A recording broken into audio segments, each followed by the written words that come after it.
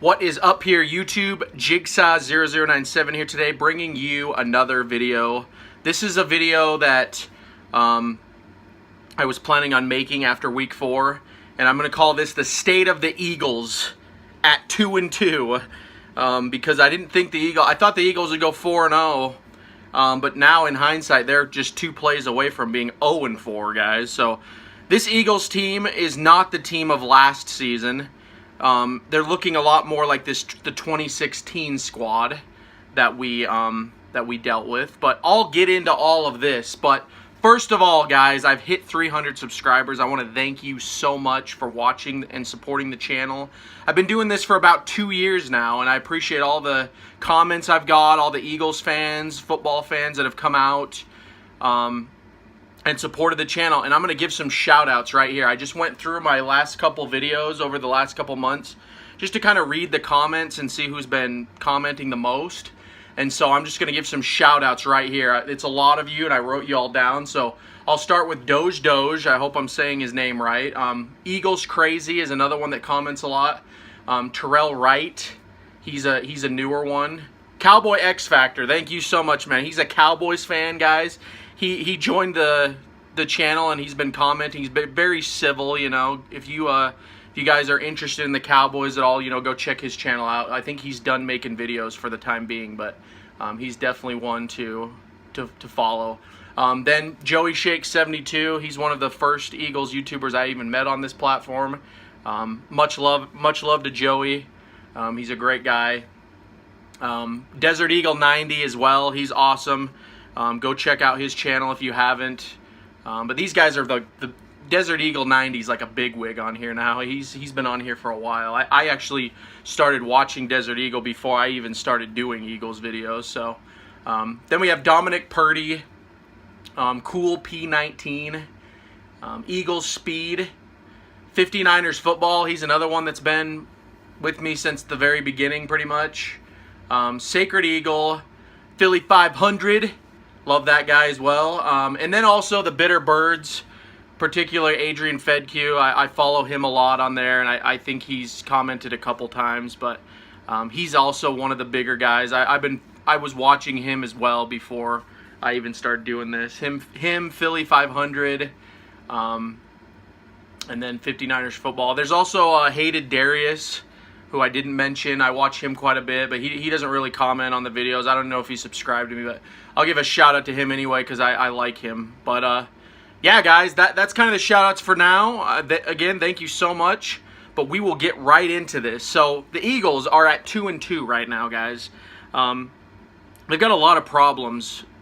We just had Roddy McLeod go down, and then we lost to the Titans in one of the most embarrassing games I've ever had to watch as an Eagles fan. And I've seen a lot of bad Eagles games. If you go back and watch my rant video on that, I've seen a lot of bad Eagles games. But this one, for some reason, it was like, not trying to throw disrespect to the Titans or whatever, but they're not as good of a team as the Eagles. I mean, we won the Super Bowl.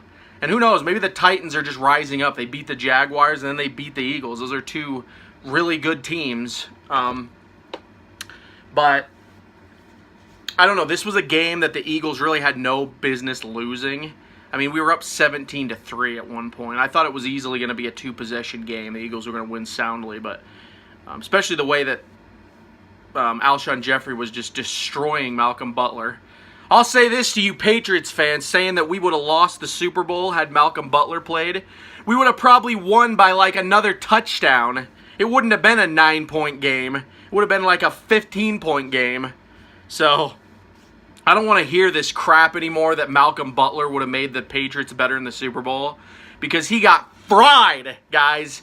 Alshon Jeffrey, every single time it came Alshon Jeffrey's way, he manhandled his way over Malcolm Butler to bring that catch in. He did it at least 3 times that I counted.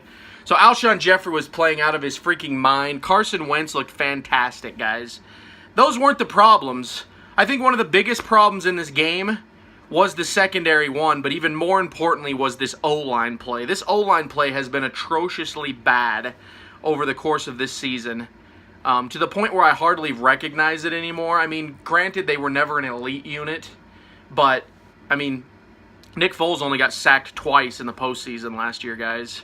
In the freaking playoffs, Nick Foles was untouched for most of it.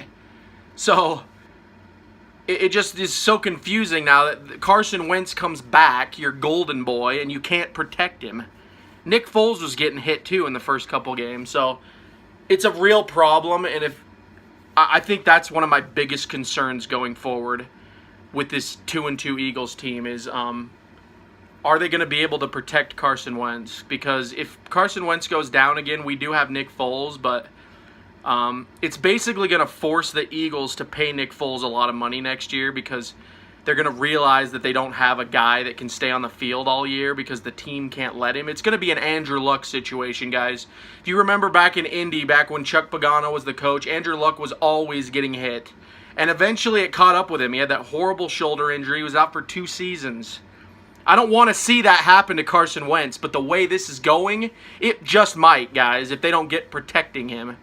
So that's really a huge concern. And then also with Roddy McLeod going down, this secondary looks absolutely atrocious. They really need to lock this crap down. I'm just getting tired of Jalen Mills. I have no problem with him as a person or a player. I have a problem with the position he's playing. He's not good at cornerback. They need to put him into the safety, maybe consider putting Rasul Douglas in, or moving Sidney Jones to the outside, something like that. I think that Jalen Mills would be much better suited to be on safety position. Let him fill the void that Roddy McLeod left. Let's see what he can do. Him and Malcolm Jenkins. I think that would be great to see. And honestly, I think the Eagles will address this because I've been seeing a lot of I've been reading a lot of articles, seeing Doug Peterson's press conference, you know. It sounds like they're going to make some changes. And this Minnesota game is going to be huge, guys. This is going to be what really sets the Eagles season afloat or adrift. They're either going to fly here or they're going to get shot down. Because this is week 5, guys. This is time to win games time. This is when you don't want to lose. So I'm really looking for the Eagles to bounce back here, and I think that they will address this. Do I think that we're in panic mode? Certainly not. I've been seeing some Eagles fans around like Twitter and Facebook saying that the Eagles their season's done, and that's ridiculous to me, guys. I mean, I got pissed off at that Titans game, but you know, I got over it pretty quick, and now I'm looking on to the Vikings game, and I'm thinking this Eagles team can still do this, man. I mean, the Rams looked amazing, and the Eagles play them. I will be at that game, but the Eagles have a lot of winning to do to get up to that Rams game. And I'm looking at the Rams, the Bears, the Eagles. I don't know. That's really it. The NFC is still wide open, guys. So the Eagles are not done, not in the long shot. So, and we haven't even played our division yet. I don't know what that's going to... I think the Eagles can wrap the division up pretty easily this year. Maybe not the Redskins. The Redskins have actually surprised me a little bit. Dallas, though, you know, they beat the Lions, but they're fraudulent to me. And then the Giants just can't figure it out anymore without Tom Coughlin. The Giants are just like a shadow of themselves. So we'll just have to see. But the Eagles, they've been playing really bad as well. So the NFC East right now is wide open along with the entire NFC. And we'll just have to see what's happening, guys. But I just kind of wanted to make this video to close. Don't panic yet. The state of the Eagles, you know, we're 2-2. We're still at 500. I mean, we could easily, like I said, be 0-4 had 2 plays not gone our way. And so that it is what it is, guys. Football is football. I mean, there's ups and downs, you know. The Eagles are they got Alshon Jeffrey back. That's huge. I would have more to say about the receivers because, you know, Nelson Aguilar was dropping balls.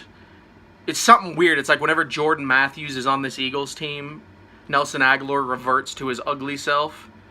It's like Dr. Jekyll and Mr. Hyde. And so, who knows? But with Alshon Jeffrey back, I'm very confident in the Eagles going forward. And if the rumors are true and they somehow do get Le'Veon Bell from the Steelers, which I seriously doubt, but I've just been reading that the Eagles are actually interested. It's not just a rumor at this point. That will help the offense tremendously, but I just don't think it's going to happen. And the Eagles are probably going to have to get someone because Jay Ajayi Jay Ajayi's back is pretty much toast. So anyway, guys, that's the video. Just kind of wanted to talk about a couple things, you know, give you guys some shout-outs as well. This is a longer video. But what do you guys think about the Eagles at 2-2 after week 4? Beginning of the season is over, so it's time now. It's time for the Eagles to take flight or crash and burn. One or the other, guys. One or the other. So what do you guys think? Comment down below. And also, if you're new to the channel, go ahead and hit that subscribe button. And to all the returning viewers and my 300 subscribers, thank you so much for watching the videos and supporting the channel. But as always, guys, this is Jigsaw0097. Fly, Eagles, fly, baby. I will talk to you all later.